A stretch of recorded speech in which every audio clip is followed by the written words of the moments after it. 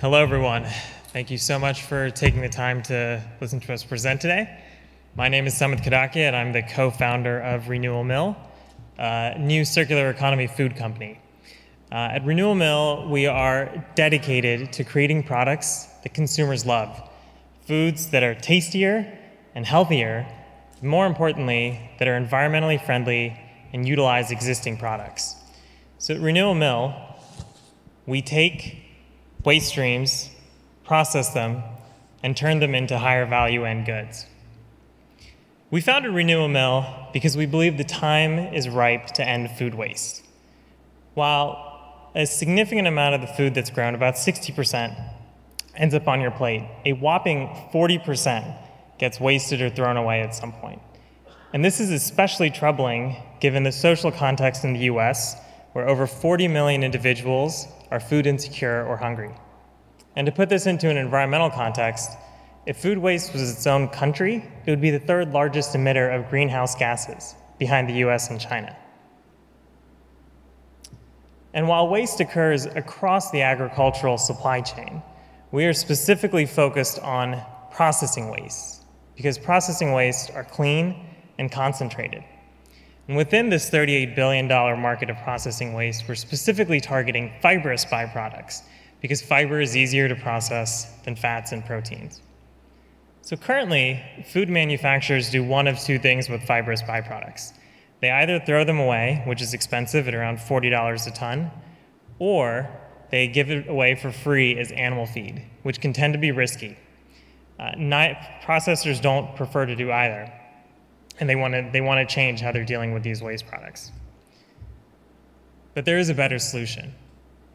We've developed a system in conjunction with the USDA that captures these byproducts at their source and process them into a format that makes them food safe and then can be transmitted to other food manufacturers using existing food supply chains.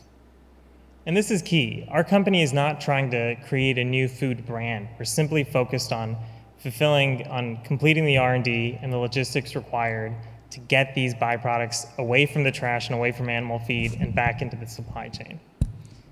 And unlike other companies, this isn't just an idea. We've already put this into action, and it's already quite tangible. Our first product is a flour that we've created with a byproduct of soy milk and tofu called okara flour. And okara flour has the ability to significantly improve people's lives, primarily because we figured out how to engineer this flour so that you can bake products, cookies, pancakes, baguettes, whatever it may be, that have the taste of a white flour product, but the nutritional... Oh. We'll catch it up in the questions. Judges? Great.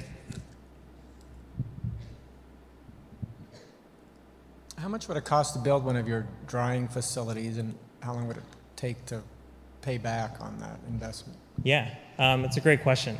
We're working with the USDA to optimize the system. Our current estimates are around $400,000 for each facility, which is fairly insignificant. So the average revenue per facility is in the $13 million range. So this is a very quick payback for them. Where do I buy your flour and how much I have to pay for it? So currently you can buy our flour if you are in New Haven, Connecticut, but we'll soon be issuing a limited release in some natural foods markets in the San Francisco Bay Area. And also we're targeting a release through University Food Services as well. How much per pound? How much is the price? So we can produce... Can we have graphics, please? We can produce okara flour at a 30% discount to regular wheat. And this is quite important for us. So depending on the application, we're going to take two different strategies. If you are a food large service vendor, we have the ability to actually beat the price of wheat. If you are a small scale home artisanal baker, we can charge you value-based pricing accordingly for that. So you are using organically grown crops? That is correct, yes. Because one of my questions was going to be, what are you doing with all the pesticides that are concentrated once you take the water out of the product? Right. Okay, so that's good. How's the CRADA with USDA? Have they? It's a work in progress. Okay. It's going on. But we've already started testing with them. So the way that they've given us the green light to go ahead and work on it with the assumption that the Creta will get done in the time that it takes to Yeah, get they're done. not known for the speediest Kratos, Yeah, but yeah.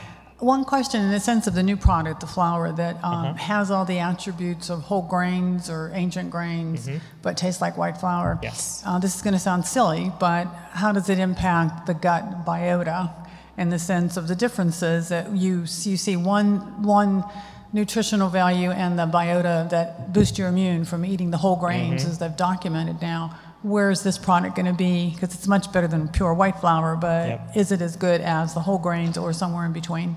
So that's a fantastic question. The actual product itself, and I'm going to answer this in two ways. The actual product itself is a traditional Japanese Asian product. It was created back in the day when soy milk was not produced in an industrial facility. So just in terms of its actual, it's a whole food product in that regards. Now, in terms of the baking flour mixes, we would still go ahead and say, if you want to go down the route of eating whole grains, that's great, right? Whole grains are great. We're not trying to compete with whole grains. We're trying to address the market of people that eat Wonder Bread. What type of food are you going to try next? What type of grains are you going to recycle? So our next market that we're looking at is grape waste, particularly just because of where we're located. We're in Oakland now, and there is, when we think about soy-based waste, there are over 10 times that amount that are produced in grapes, and so there are a lot of antioxidant and phenol compounds you can get from Well, I was going to ask resveratrol. I mean, that's a huge market, so you're going to capture that and Exactly. maybe use it in other foods so that you do get the antioxidants? Exactly. Cool. It could be used as other foods. It could be sold as a supplement by itself. So our idea is to complete the full life cycle with soy, and not only just the actual fibrous waste, but in also the water, the whey that comes off of that, and then move on to other products. So how much money do you actually need, and where would it take you, since you already have a product? Yeah, so right now we need around $400,000 this next year to complete our research with the USDA and actually build a pilot facility. We're also co-invested in by one of the largest soy companies in the US, and so we're building a pilot facility at their plant. So that we need around $400,000 in order to do that. And with just okara alone, which is around a $50 billion market projection for us, we would need to raise another $3 to $4 million to complete that and set our platform to move on to other products. Thank you very much. Thank Great you. job. Thank you.